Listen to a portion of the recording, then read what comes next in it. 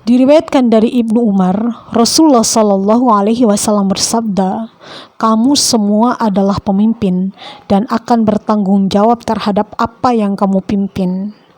Seorang pemerintah adalah pemimpin terhadap manusia dan dia akan bertanggung jawab terhadap rakyatnya. Seorang suami adalah pemimpin keluarganya dan dia akan bertanggung jawab terhadap mereka. Seorang istri adalah pemimpin rumah tangga suami dan anak-anaknya dan dia akan bertanggung jawab terhadap mereka. Seorang hamba adalah penjaga harta tuannya dan dia akan bertanggung jawab terhadap penjagaannya. Dan kamu semua adalah pemimpin dan akan dimintai pertanggungjawabannya nanti di hadapan Allah.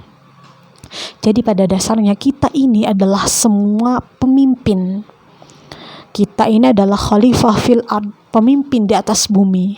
Cuma pemimpinnya berbeda-beda tanggung jawab dan tugas. Misalkan kalau presiden itu bertanggung jawab untuk seluruh rakyat Indonesia. Mungkin ada di bawah presiden juga jabatan-jabatannya yang memang ada kaitannya bertanggung jawab dalam hal urusan rakyatnya gitu. Begitupun kita, misalkan di lembaga pendidikan, kita berprofesi sebagai pendidik atau sebagai guru, kita juga akan bertanggung jawab di hadapan Allah tentang tugas kita sebagai guru. Kita sudah menjalankan tugas kita sebagai guru dengan baik atau tidak. Kita betul-betul mengajar, mendidik anak-anak ini dengan betul-betul memiliki misi yang luar biasa untuk mencerdaskan anak bangsa gitu kan. Atau kita sekedar ngajar saja, yang penting hadir, absen, hanya sekedar itu ngasih tugas. Itu tentu ya akan ditanya nanti di hadapan Allah. Karena tugas guru itu tidak hanya melulu dia datang, tanda tangan, tidak hanya itu. Tapi dia juga bertanggung jawab di hadapan Allah. Tugas dia sebagai seorang pendidik, merubah anak didiknya itu yang tadinya buruk menjadi lebih baik. Ya. Adapun urusan hidayah ya itu urusan Allah, tapi kita berupaya semaksimal mungkin, bersungguh-sungguh menunjukkan dedikasi kita sebagai seorang pendidik untuk merubah anak itu menjadi lebih baik, untuk merubah anak itu menjadi lebih takwa kepada Allah, lebih takut kepada Allah gitu kan. Ya tentunya seorang pendidik harus mencerminkan pendidik yang baik. Makanya kenapa kalau jadi seorang pendidik itu tidak hanya bertanggung jawab dia ngajar, hadir, ngabsen, bikin perangkat pembelajaran, tapi dia juga memiliki tanggung jawab digugu dan ditiru. Ketika guru tersebut dia tidak bisa ditiru perilakunya yang baiknya gitu kan, tidak bisa dicontoh gitu kan, malah hal-hal yang buruk yang dilihat oleh anaknya, wah tanggung jawabnya berat di hadapan Allah. Makanya tidak hanya guru saja, semuanya mempunyai tanggung jawab sesuai dengan porsi dan tugasnya masing-masing.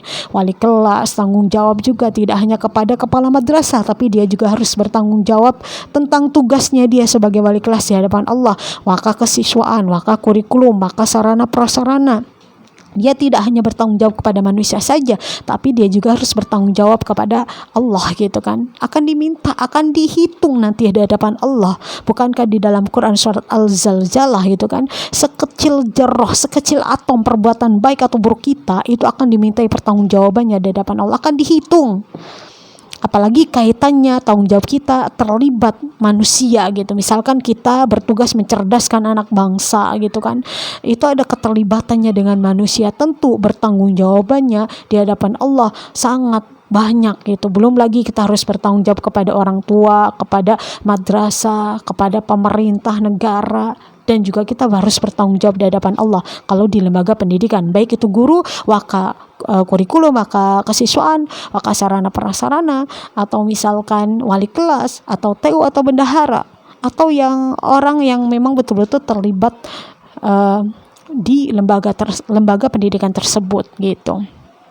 Jadi pemimpin itu memang luar biasa kriterianya dalam Islam. Yang pertama adalah sidik, benar nih ya, benar ucapannya gitu. Kalau dia berjanji dia tidak mengingkari, benar pokoknya omongannya itu A ya melakukannya juga A, kalau ngomongnya B yang ngelakuinnya juga B. Dia enggak kayak bunglon gitu, dia enggak berubah-ubah gitu dalam hal memberikan kebijakan. Kalau dia sudah menyampaikan kepada rakyatnya, misalkan seorang presiden bahwa nanti akan dipotong pajaknya menjadi sangat murah gitu bayar pajaknya gitu, bahkan di 0% kan pajaknya misalkan, benar gitu kebijakan dia sebagai seorang pemerintah gitu dilaksanakan. Maka ini sidik ya, benar, bukan hanya sebagai pemerintah saja, dalam hal misalkan dia sebagai seorang suami, sebagai seorang istri, sebagai seorang hamba gitu kan, maksudnya pembantu gitu, atau sebagai seorang bendahara, kasubag, atau yang lainnya yang mempunyai profesi-profesi yang ada di dunia, itu adalah pemimpin dan akan bertanggung jawab terhadap tugas dia gitu, tidak hanya kepada manusia tapi juga terhadap Allah. Itu benar ya, jujur gitu. Yang kedua, tablik menyampaikan. Jadi memiliki public speaking yang bagus seorang pemimpin itu, apalagi pemimpin negara, ya itu kan wajib. Yang bukan pemimpin negara aja gitu kan harus memiliki 4 kriteria ini. Apa? Pertama sidik, kedua tablik gitu kan. Kalau berbicara harus hati-hati, tidak boleh menyakiti perasaan orang lain gitu kan. Kalau pemerintah gitu kan, dia harus bisa menyelesaikan masalah yang ada di bawahnya. Misalkan di gubernur, wali kota, lurah ada problem atau kebijakan-kebijakan yang menyengsarakan rakyat, pemerintah yang paling atasnya ini harus mengarahkan, memberikan solusi. Nah, tentu kan harus tertata berbicaranya. Kita seorang muslim saja kepada muslim lainnya, kita berbicara itu kan betul-betul diatur. Bahkan dalam hadis Nabi, kalau kamu beriman kepada Allah dan hari kemudian, hendaklah berbicara yang baik atau diam. Gitu. Jadi memang betul-betul menyampaikan tabligh itu adalah maksudnya public speakingnya bagus gitu. Menyampaikan kalau ngomong itu ya ngomongnya itu betul-betul tidak sia-sia gitu kan. Ketika ngomong betul-betul ada hikmah bagi orang yang mendengarkannya gitu. Dan yang ketiga adalah amanah. Seorang pemimpin tuh harus amanah. Kalau pemimpin itu nggak amanah, wah bahaya gitu.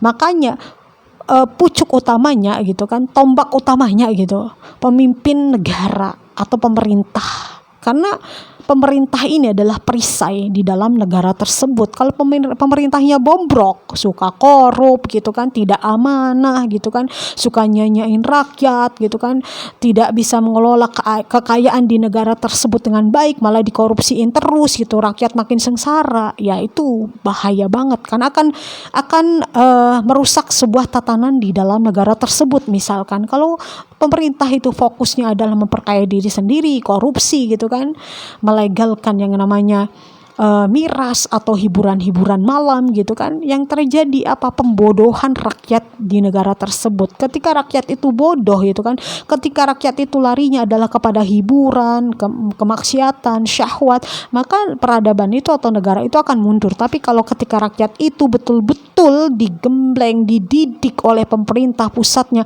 untuk betul-betul mencintai ilmu pengetahuan, maka negara itu atau bangsa itu atau peradaban itu akan maju. Jadi sangat penting sekali ya seorang pemimpin itu, terlebih pemimpin negara gitu, karena pemimpin negara kalau benar itu akan ngikut di bawahnya, karena ada keterlibatan gitu, ada keterlibatan karena kebijakannya itu baik dalam ekonomi, kesehatan, pendidikan itu akan terpengaruhi di dalam negara tersebut gitu. Tapi ya jangan sampai kita sebagai seorang muslim yang paham, lah udahlah saya jadi guru, udahlah padahal udah digaji sama pemerintahnya sampai 10 juta per bulan misal gitu kan. Misal ini mah yang sudah pegawai negeri misalkan, kan itu mah sudah betul-betul berjanji kan, istilahnya kalau pegawai negeri itu kan udah ada akad yang betul-betul terikat kepada pemerintah. Ketika dia menjalankan tugas leha-leho, dia berat tanggung jawabnya di hadapan Allah, bukan hanya kepada pemerintah saja. Apalagi keterlibatannya, dia tugasnya adalah keterkaitan dengan lembaga dan keterkaitan dengan manusia. Tanggung jawabnya berat, bukan hanya di depan Allah, di depan orang tuanya juga, di depan pemerintahnya juga, di depan kepala sekolahnya juga, ketua yayasannya juga. Ya pokoknya banyak yang harus dia pertanggungjawabkan di hadapan mereka semua. Yang paling berat adalah bertanggung jawab di hadapan Allah gitu ya. Jadi yang keempat adalah fatonah, cerdas. Seorang pemimpin itu harus cerdas, terlebih pemimpin negara gitu. Muhammad Al-Fatih aja menjadi gubernur pada waktu itu, penakluk sang Konstantinopel, itu menguasai 7 bahasa dunia. Nah misalkan pemerintah 1 bahasa dunia aja Inggris gak ngerti, ya gimana? Makanya kita ini adalah pemimpin, dan setiap pemimpin akan dimintai pertanggungjawabannya di hadapan Allah.